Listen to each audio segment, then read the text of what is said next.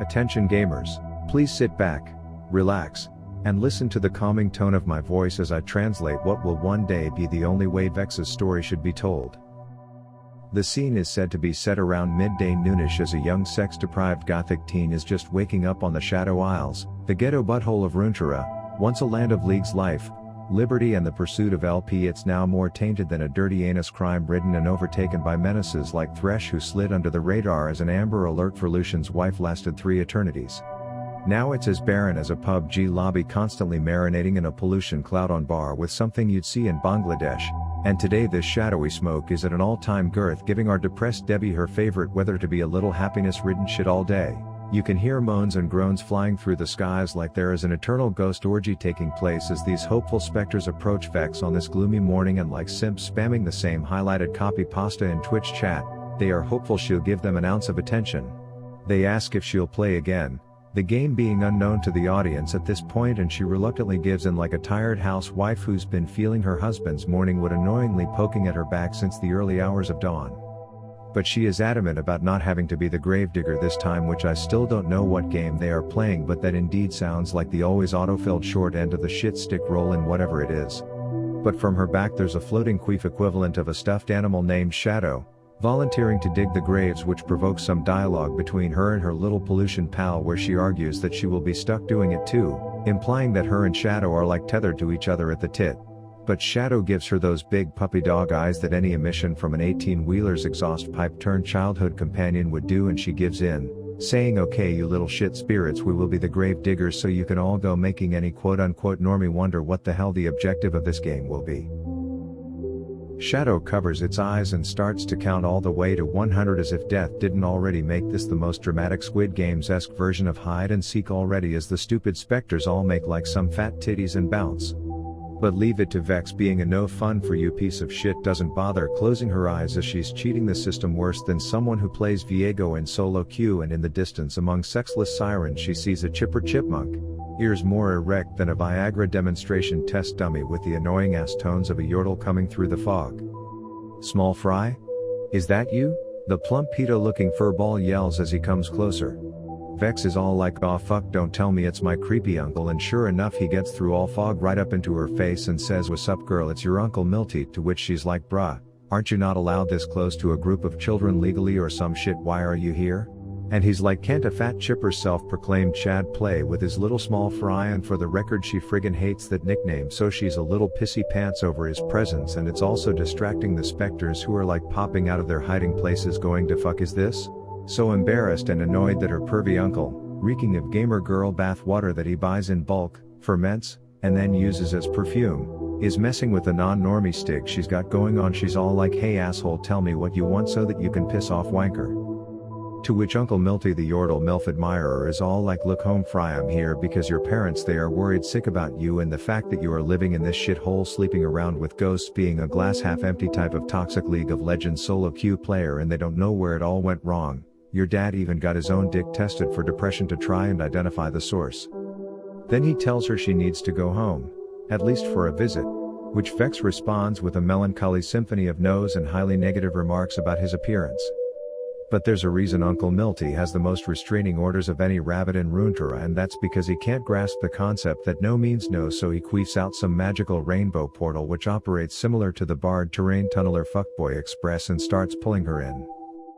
But she thinks fast to counter the attempted concerned kidnapping by using Shadow, her teddy bear / demon smug spirit, to pin her feet to the ground, proclaiming that this little imagination land fairy tale trip to mommy and daddy ain't gonna happen.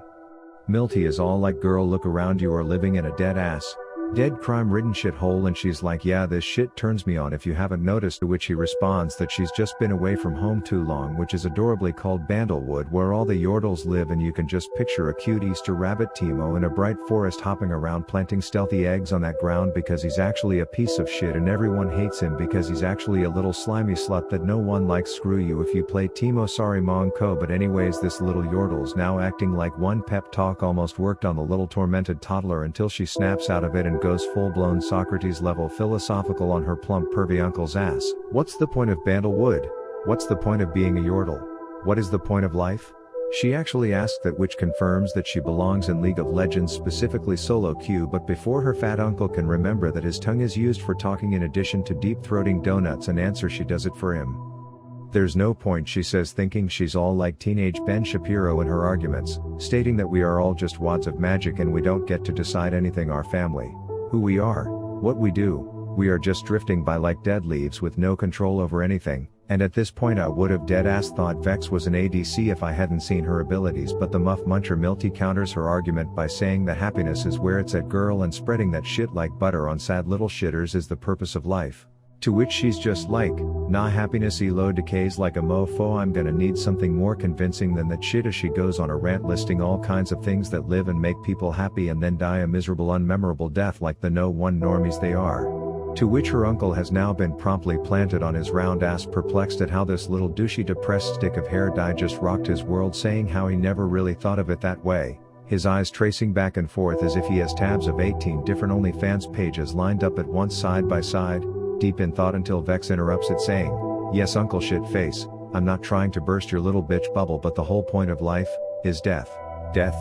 Yes, death, she exclaims in a non-enthusiastic teenage tone. And yordles don't even get to experience that, as she alludes to some interesting immortality effect that the shitters living in Bandle would experience, saying they go on forever, doomed to a stupid magical pointless existence. At this point Milty's loser lubed up lips are quivering, he's bawling his eyes out like some pretentious rich bitch who didn't win prom queen because mommy and daddy's checkbook couldn't influence that decision. His gay pride-themed portal that he queefed out earlier out of his happiness asshole is now slightly fading in tandem with his overly pervy sense of positivity.